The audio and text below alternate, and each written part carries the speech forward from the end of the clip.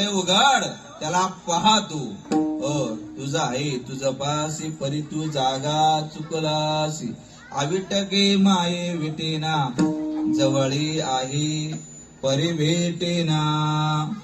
माऊलीने दुसरं उदाहरण दिलेलं आहे. त्या भ्रमराचा दृष्टांत माऊलीला कमी वाटला म्हणून माऊली म्हणतात बाबा ज्याप्रमाणे मनुष्याला तहान लागल्यानंतर मनुष्य जसं पाण्याकरता धावतो त्याप्रमाणे अशी गोडी आपल्याला लागली पाहिजे. तिसऱ्या कृष्णाला